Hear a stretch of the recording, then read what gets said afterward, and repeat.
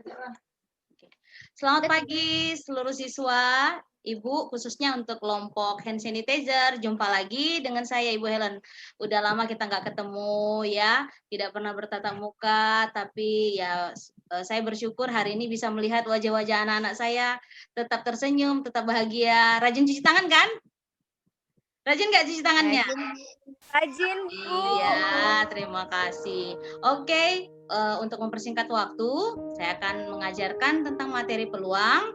Tunggu sebentar, Ibu akan share ya materinya ya. Ya, Bu. Ya, perhatikan baik-baik.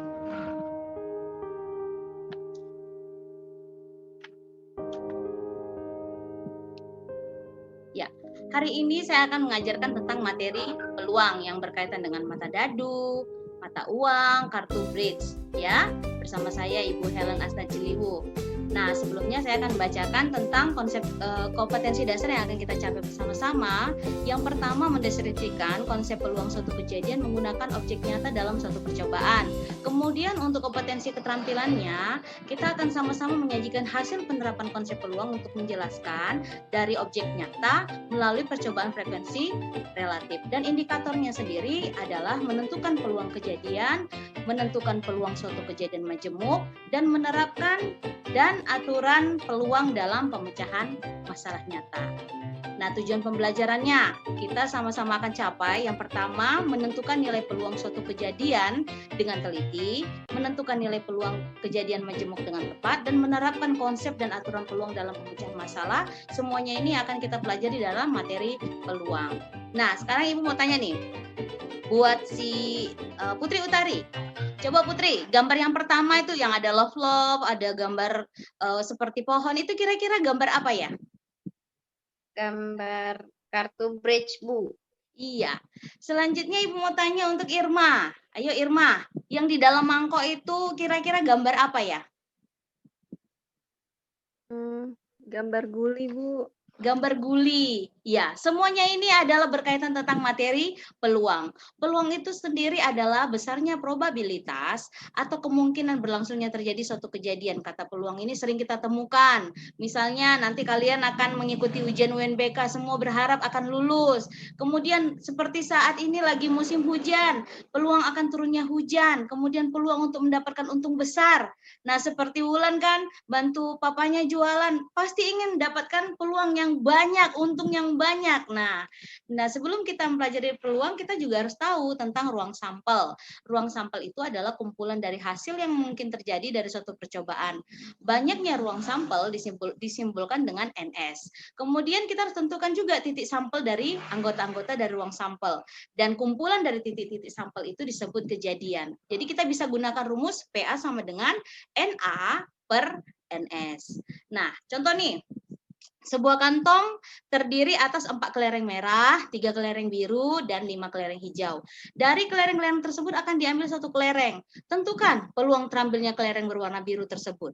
Nah, cara nyarinya itu, cara menyelesaikannya adalah titik sampelnya kita tentukan dulu. Misalnya 4 kelereng merah, ditambah 3 kelereng biru, ditambah lagi 5 kelereng hijau, kalau dijumlahkan hasilnya adalah 12. Setelah kita tentukan ruang sampelnya, kita tentukan juga titik sampelnya. Yang mau dicari ini yang mana? Peluang kelereng yang mana yang mau dicari? Peluang kelereng berwarna biru. Banyaknya kelereng warna biru berapa? Yulia, yang kelereng warna biru ada berapa? Dari soal itu. 3, Bu. 3, ya. Nah, jadi setelah kita dapat, kita bisa tentukan NS-nya, kita tentukan NA-nya, maka kita bisa cari peluangnya. Peluangnya adalah NA per NS. NA itu untuk 3 kelereng warna biru, dan NS ini adalah jumlah semua kelereng yang ada dalam kantong. Maka hasilnya adalah 3/12. Ini bisa kita sederhanakan menjadi 1/4. Nah, selanjutnya, iya. Selanjutnya kalian akan diskusikan nih kelompok hand sanitizer akan diskusikan soal ini, nanti Ibu share ya soalnya di WA, kerjakan bersama-sama dengan teman satu kelompoknya ya. Selanjutnya Ibu lanjutkan tentang kejadian-kejadian komplement. Kejadian komplement ini adalah kejadian yang terjadi di ruang sampel selain A. Kejadian komplement ini biasanya dinyatakan dengan A komplement. Rumusnya adalah PA komplement atau PAC sama dengan 1 dikurang PA. Jadi ingat kembali rumus PA itu adalah NA per NS ya.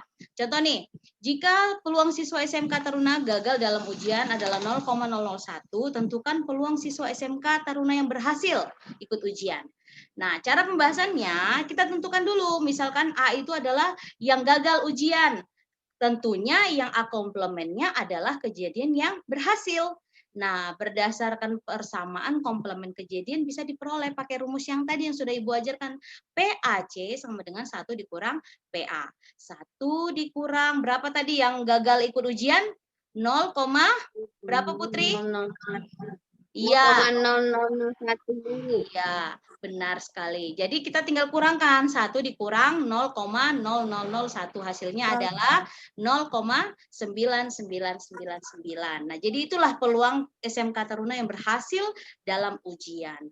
Selanjutnya, ini akan kalian diskusikan kembali di kelompok hand sanitizer tentang masalah pandemi. Ini lagi booming-boomingnya nih tentang masalah pandemi ya. Sudah 7 bulan pandemi COVID-19 mewabah di Indonesia.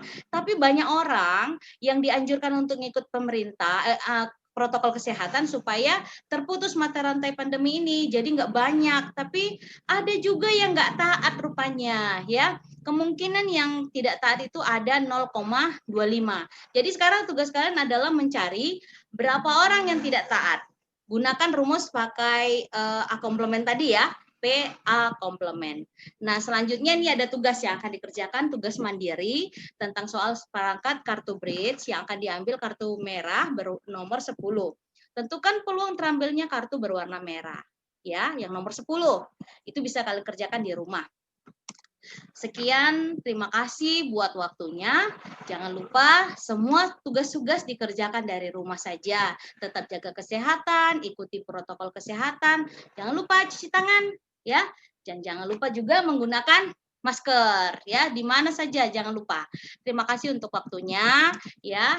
Jika ada yang mau ditanyakan, nanti bisa kita buka dalam ruang diskusi. Ibu sedikit menambahkan, nanti Ibu akan sharekan untuk ulangan hariannya, linknya akan Ibu sharekan. Ini ada 10 soal yang akan kalian kerjakan, ya. Nanti silakan dikerjakan untuk ulangan harian. Juga Ibu akan nilai untuk penilaian keterampilan. Ibu juga akan share linknya. Dan satu lagi untuk penilaian sikap, ya. Ini penilaian sikapnya. Ada beberapa pertanyaan di situ. Nanti semua peserta didik baik di kelompok hand sanitizer, kelompok pandemi, kelompok COVID-19, dan kelompok cuci tangan, nanti silahkan dikerjakan masing-masing dalam link yang akan saya share dalam WA group, ya.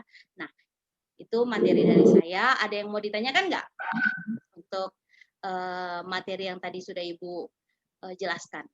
Tunggu Ibu buka lagi materinya ya. Pertanyaan. Kalau saya tidak, Bu. Oh, tidak ada ya pertanyaan ya.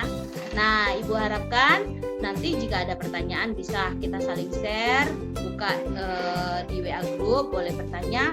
Nanti ada diskusi. Jangan lupa hasil diskusinya nanti dipresentasikan, dikirimkan, diuploadkan.